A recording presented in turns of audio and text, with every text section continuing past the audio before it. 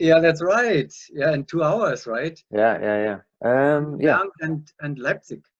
Yeah. And Paris Inter, and oh no, Inter Paris and was Leipzig. Um, Europe League. oh, Yeah. we are on record already. Sorry, I forgot to say we're talking soccer here. All right, ladies and gentlemen, NSL Live Talk. Here we are. Not soccer. No ghost games. No ghost competitions in skydiving. Gary No, Smith, top left. hey, Andy Kurt. Grauwels, new team captain of NMP PCH Hayabusa. Whoa, team Yeah, captain. that's you now. You're the you're the No. spokesperson, right? Yeah, sure. What's new in Europe? Are your kids back in school, Gary? Luca's on the drop zone skydiving. So he's a trainee on the drop zone, 18 years old, and he's just made, I think, 120 jumps now. So yeah, he's loving it. He's loving it. And Yannick school started on Monday, but for some reason he only has to go in on Wednesday. So tomorrow is his first official day. So he and Carl Eric's daughter Christiane Yeah. will be competitors against each other for Netherlands and Norway in 2 years or 3 years. Christiane wants to be a world champion. Yeah. Yeah. In what discipline? That's the problem. Everything's Forward. free fly. Oh yeah, No, we're talking forward. Yeah. Oh, so nice. That's yeah. cool. And Yeah, our we still need to Carl Eric- convince Luca that to change. Yeah. It's thrilling to hear it. Now I will get to that very soon. Now Carl Eric is back in full action organizing things and with a project there, the FS Yes. 22 Yes. project and so forth. It's wonderful to see that. Mm. So anyhow, let's get to the topics. So Europe, what's going on in Europe? Gary, and you just finished a training camp, right? Hayabusa camp on home turf in Belgium? Yeah, we did just a camp in Spa.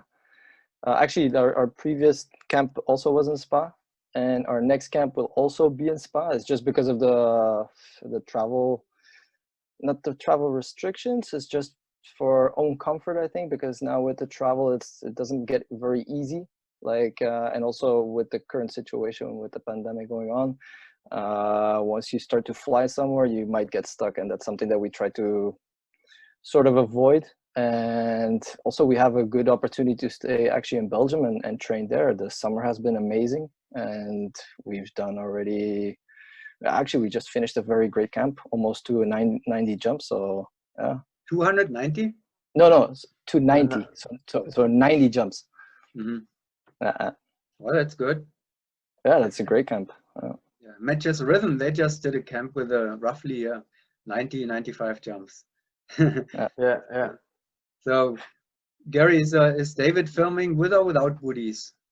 Without booties. Still without the booties, huh? Yeah, he switched. Yeah. David's doing good on the camera. I think the whole team's learning, but Dave's learning as well. At one stage, halfway through the camp, he said, "I think I've got this wired." And I think it was a jinx. He jinxed himself, because then a couple of exits later, he would land and say, my timing's off. And then he even said, oh, maybe with the booties, but no, he's doing good. He's doing really good, and I think he's enjoying it. He's enjoying this new slot, and he's definitely motivated to try and be as best as he can be.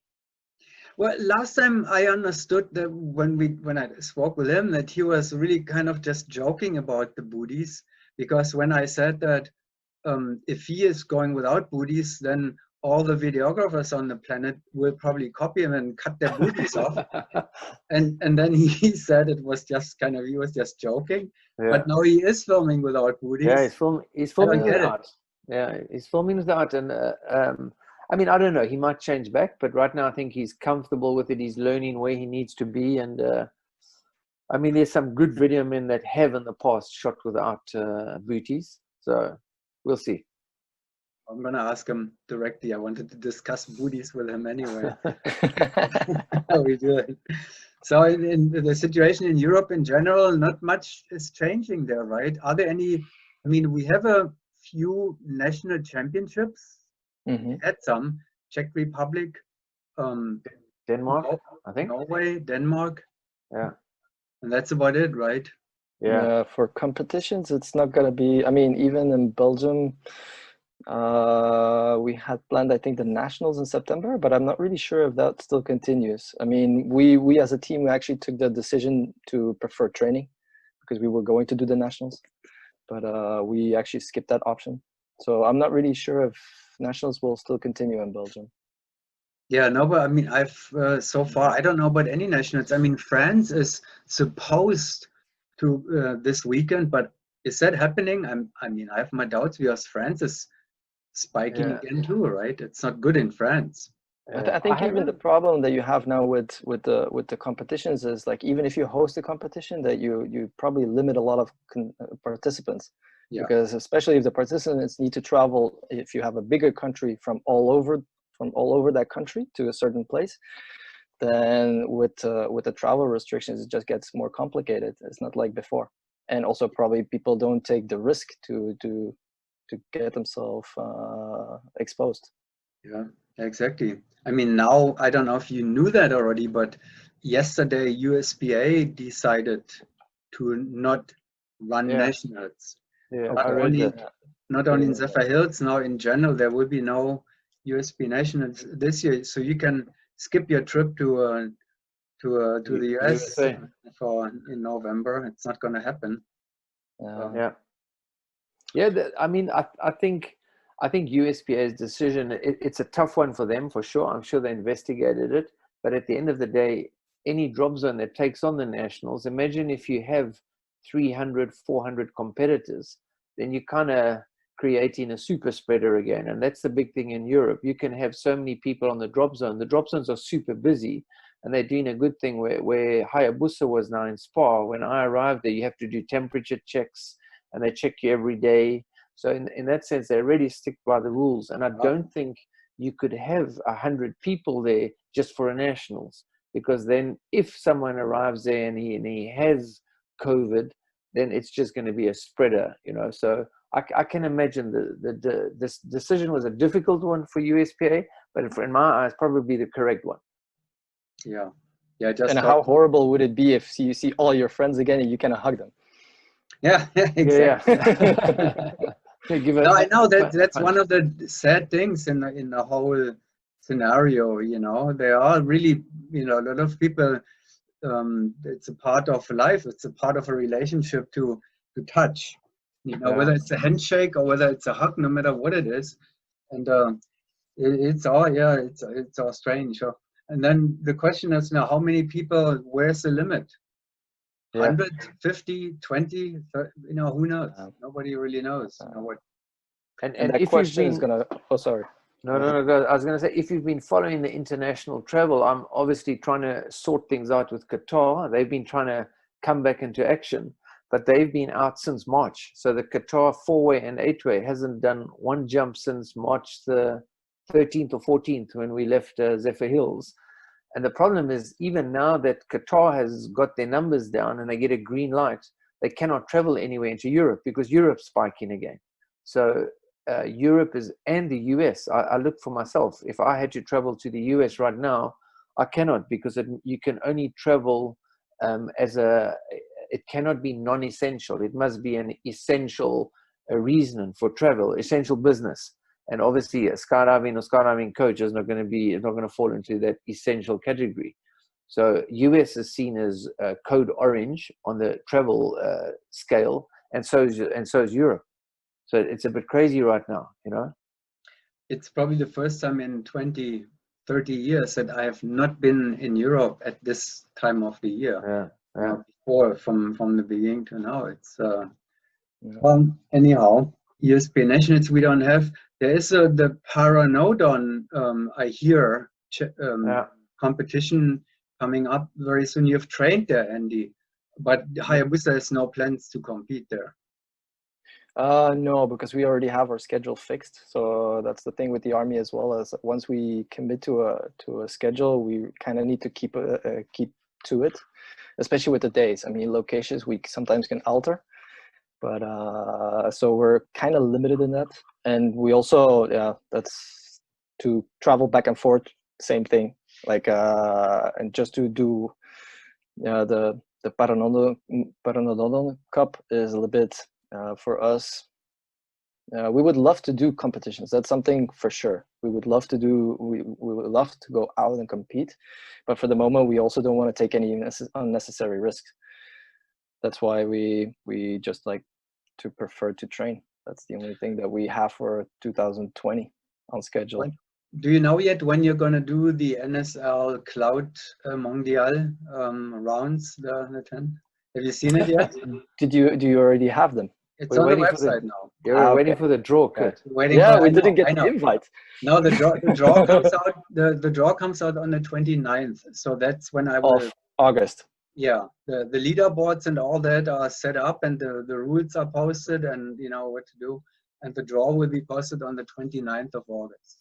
Cool. Yeah. Well, we start training on the. We start resume training on the 7th of September, and maybe somewhere in our training we can fit in some rounds or the whole meet.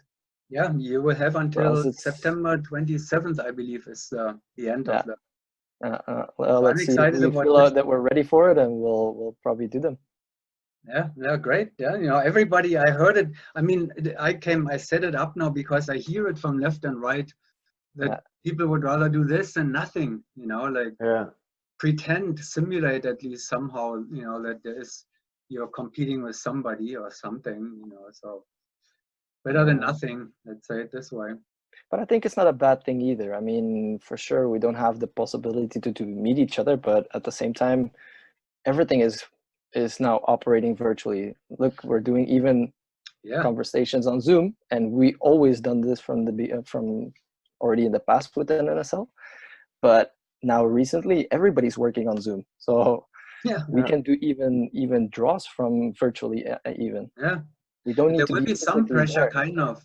You know, if you go to make a round and you know the video will be shown and that will be scored and it will be on the leaderboard, so there is some kind of pressure, you know, anyway, no matter what. And you know, we're still athletes. So once you're an athlete, you don't want to underperform. So even if you give it a draw, you always want to get the maximum out of it, and you know that somebody else will try to do the same. So it's going to be interesting.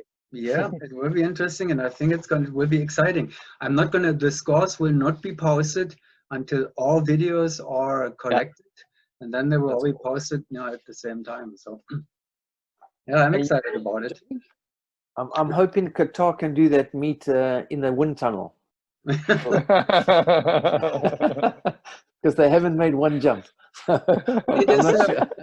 It is a tragedy because they were really on their way, you know, to win a 4-way medal. Yeah. I mean, it's not over yet, you know, there's still a whole year to go, but it's a tragedy, you know, it's sad.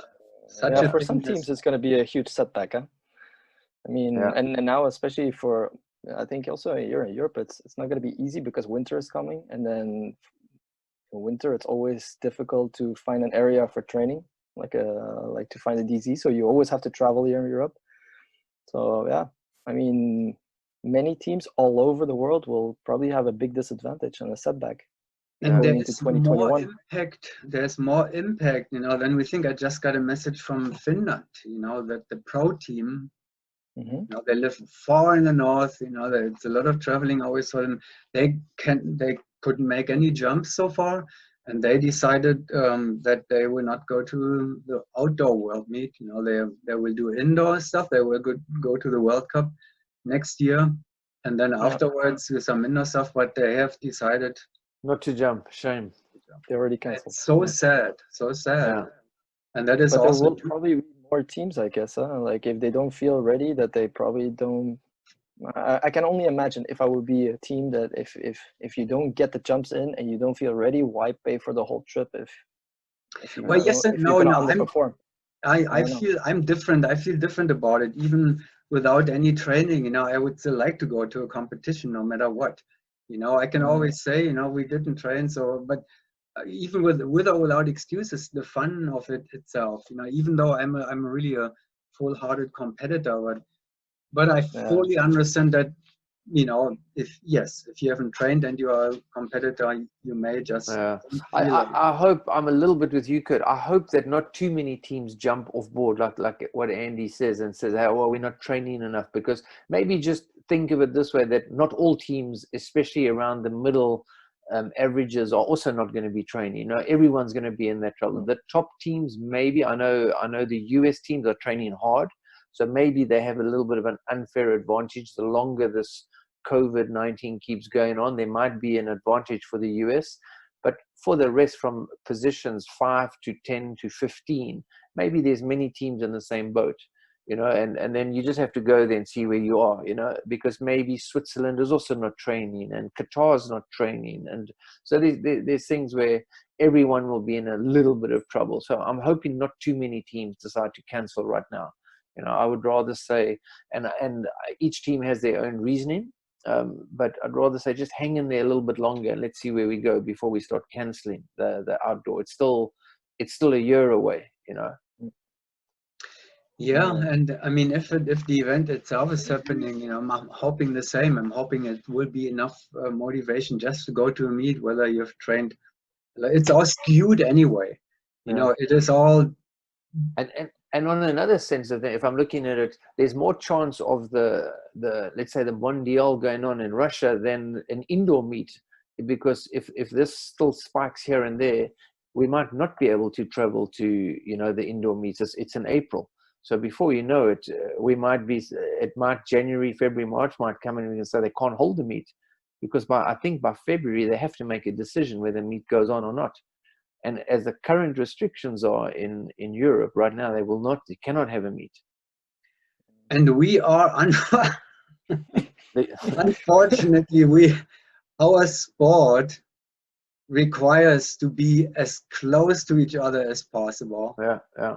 And not to distancing from each other. 4-way and 8-way formation scattering competition, you cannot distance each other, you know, from each other. It's the opposite. The purpose is to be close with touching. I mean, the good thing, with training is, for sure you need to be close, but when you're training, you still can take your own measurements. I mean, if you're training, like what we do with Hayabusa, we always have our masks on. And in the beginning, we even have our gloves on. I mean, now we don't really do it with gloves anymore, because everywhere where you walk around in the drop zone, you always have like disinfectant. So once you're like start to walk a jump, you always have your mask on.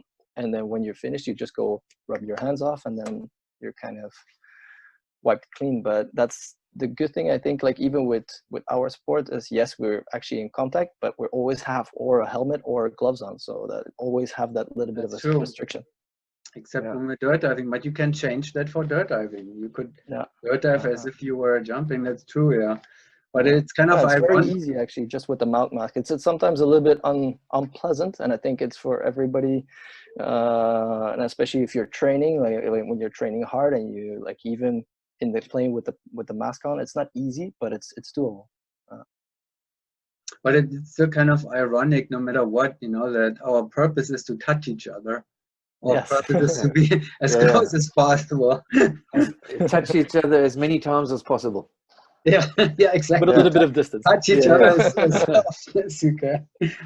But maybe the new technique of hot plates kind of grips, you know, you touch one and you get a complete hot plates. Corona. No, Corona. complete separation. Yeah, or you just train no contact. Yeah. Crazy world. Airbus has a new lineup. Does anybody know? Thomas Muck told me yesterday. With Felix? Yeah. Oh, you know him. Okay, tell us.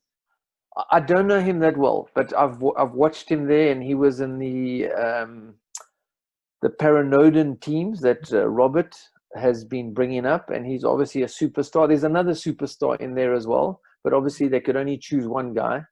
So I don't know why they chose Felix. Obviously they went through a whole process, but I know he's super good. And I made a jump with him and Robert. And so we made a fun 4-way jump. In fact, when Hayabusa was training there, I made a 4-way jump with them. Okay. And, I can say I've jumped with him, but no, he's super good. And I haven't spoken to Marco or anything about it and that, but I think it's always super exciting for them to bring in a new guy, and they don't need to have a player coach now. So they have an outside coach and they have the team ready to go. And I think that's going to also give them a bit of peace of mind and happiness. They're sitting in the plane with the team and not with a coach, that they're trying to be it impress or trying to listen to him all the time. You don't have a leader with you all the time. So I think in that sense that it will kind of put a bit of relief through them as well. 25 years young. Yeah. Look at that, the people are out there. They're still, they are coming into four-way belly flying. Can you imagine a 25-year-old guy comes to belly flying these days? Well, there's a like I say, Robert's got a very good project going where he's bringing up these Paranoden Team 1 and 2, Junior 2 and 3, and there's a couple in there. There's another guy, Pablo, which is the other Robbie the pilot, his son. And I mean, he must be, if I guess he's about 18, I hope I'm not 18, 19, he's got over 1,000 jumps. And anything, free flying, trekking, belly flying, he's definitely a talent, but it needs to be channeled in the right direction. But there's a couple of good ones in Germany, for sure. Well, as far as I know, Karl Eric's daughter, Christiane, she's 20. Yeah. How old is Yannick? 19, 18? Luca's 18, Yannick 15. Yeah, Luca's 18. So what does he tell you when now you're talking from expert to expert? What does he tell you? No, it's actually fun to hear the stories because sometimes I hear myself in him. But he's a trainee on the drop zone and he's gaining experience and they can jump for free on the drop zone. They do the work, they catch tandems, they pick up students on the other side, they clean aeroplanes or push aeroplanes out, clean toilets, help stowing brakes of tandems and whatever. So they're generally little slaves on the ground, but they can jump for free when there's slots for them available. So in that way, he gets his jump numbers in and he's really enjoying it. But a lot of free flying, a lot of sitting, and I've made some jumps with him, and I think he's way better than me already, just in sitting. So, in sitting, yeah. But a lot of fun. It's a lot of fun to hear all these stories. I just heard that a good friend of mine here at Gandy, he was in a four-way team. He's still actually doing four-way, but his daughter is also 18, 19. She is on the drop zone now, learning to pack. Yeah. So there's something is going on. There is some kind of I don't know. There is some momentum in that direction, and it's great to hear that Norway may be back with a powerhouse as they used to be. Long ago. And for a while, then there was a break, and now it looks like several teams and a lot of people, young people, are interested in doing this again. With good old Karl Eric putting his energy and efforts into it. Yeah, I heard you might have to interview Karl Eric and Lisa because I believe in October, the first week of October, they're actually having a selection group. So they're bringing over a coach. I'm not 100% who it is. I think it's Marshall, French Marshall, and he's going across there and he's going to help them to select a project group. But I'm sure that's all I know. But I'm sure they will give you some good information, which is very exciting. I'm not gonna say anything. I didn't say anything. You're, something that is that I am supposed not to know, I guess, or whatever. I don't know. Fact is that he is very active there. That things are going on, and all the Norgies, I think they're all training and planning to compete. I think Karl Eric said they're going into the wind tunnel once a week or every 2 weeks for indoor training, the original lineup. That's cool stuff, huh? Yeah. That's really cool stuff to see the old Norgies back. Yeah. And they are, I think, we need magic back, huh? No, we keep it right now. We just have to pull Doug, but you know what? Doug is probably listening to us right now. We hope so. Sure he does. He's following everything. Yeah, he's a fanatic, eh? He's a fanatic. I got my first warning running sign. out of time. We've removed the 40-minute time limit on your group meeting. It says you've been upgraded, Kurt. On my screen, it said you're upgraded. A gift from Zoom. Maybe it was mine. Yeah. You're welcome, Kurt. It is because you guys are so entertaining and so interesting that at the Zoom headquarters, they're listening to us and say, "Hey, Let's continue. talk." Let's continue with this. It's something not about politics and COVID. Yeah, exactly. No, it's some fun Yeah. things here, and it's not politics. Exactly. So that is there's also, that is not a secret. They will have an 8-way, and it seems like they're planning to bring the 8-way to the Paraclete meet. For 8-way. Indoor only, I'm guessing, or Indoor, are they jumping yes. as well? No, indoor. Tell them we need them outdoor as well. That's where the real things happen. And you never, it's, he didn't say it's not, he didn't deny it when I said, what about Tanai, Norwegian 8-way team? Kurt, you know more.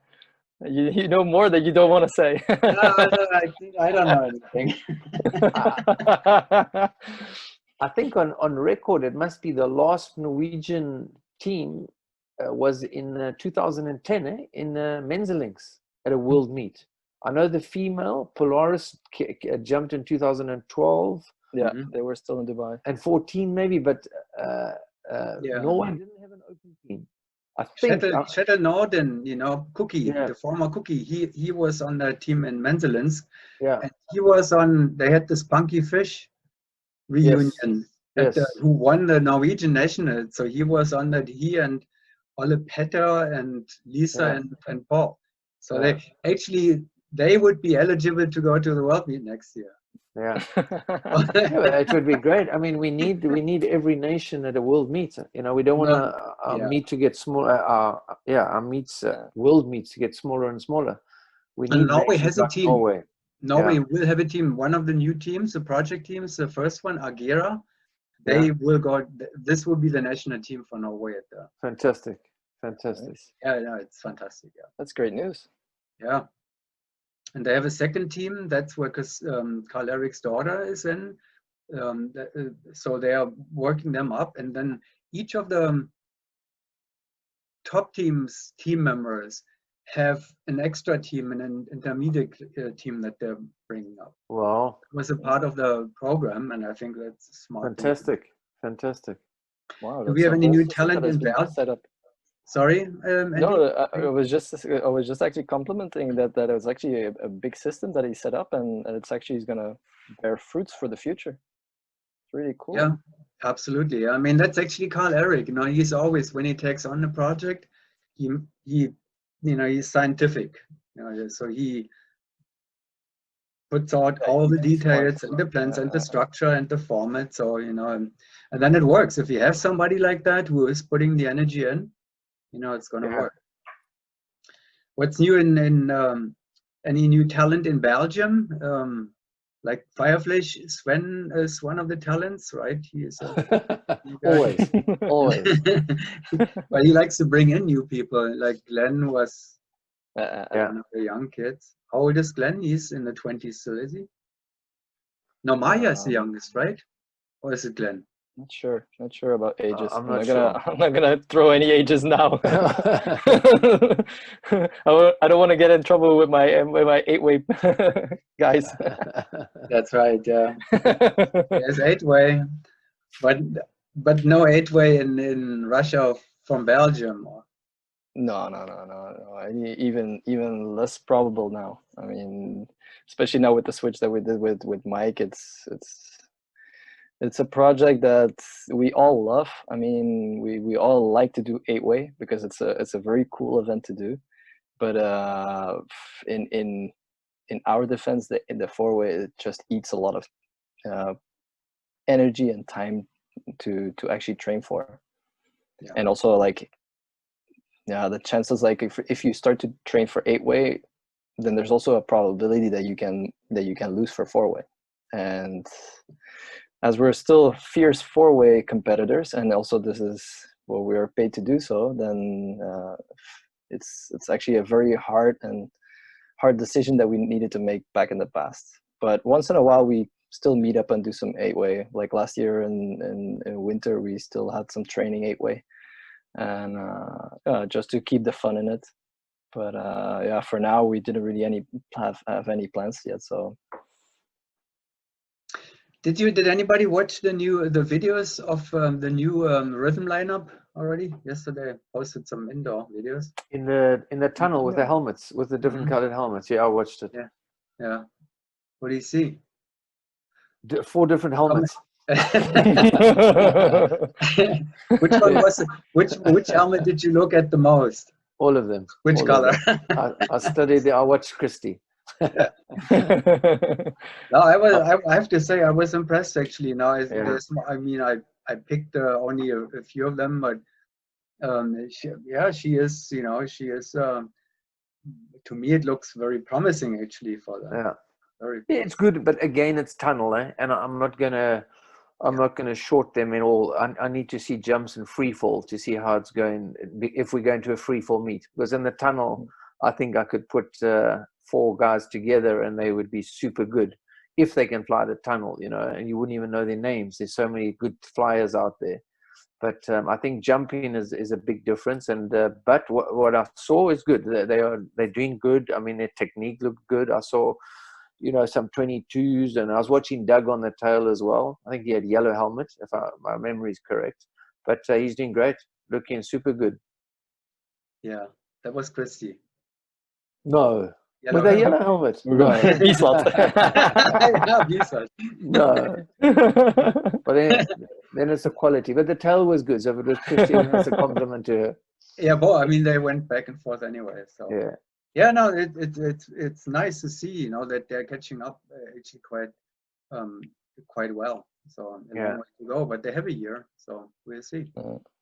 Yeah, now these days we just have to see what we see online, you know, like once in a while some team posts like a piece of their training. Yeah. And you don't really know what that actually means. You know, it always gives you like a great impression. So it's always fun to see other teams in their training. What we actually don't really see that very often, like because normally teams only reveal their meet videos and not really their training. So it's interesting in a way. Yeah, I can't wait to see some outdoor competition jumps, you know, soon. Yeah. Hopefully, I hope that, you know, many teams will participate, and then at least we can see, you know, what's going on there and compare a little bit and all that. But just seeing it, I'm missing it. I'm tired of looking at tunnel videos. Yeah. I think we all are. I think the first meet is going to be very exciting. I think everybody's going to be quite nervous just to I don't know. It doesn't really. I think it also doesn't really matter if it's going to be an important meet. It's just seeing each other again in competition and watching the scores in the end. That's going to be very exciting for everybody, I guess. Exactly. So that's how I feel about it. And I'm not even. No, I'm going to get myself a Taiwas lineup. I will get myself a Taiwas lineup and do it rounds. You should. Huh? It's been way too long. I'm gonna get Shannon and Solly and there you go. And Ian, Crowley maybe, or who was that? Or Ian.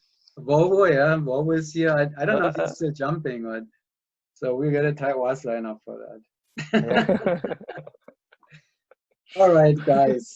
I think that's enough. We're way beyond the 40-minute thing, you know. Which is thank you, Zoom. Yeah. We should give him some skydiving videos to look at to say thank you. You know, here watch some. Some jumps. We'll send them to them. Yeah, send them to them. Well, thanks for taking the time. I know you have other things to do still, and I hope you'll do that soon again. I appreciate it, and it's fun for me to keep in touch, and I appreciate it. Thank you, Kurt. Yeah, thank you. It's a pleasure being here with you. Thank you, Andy. Goodbye.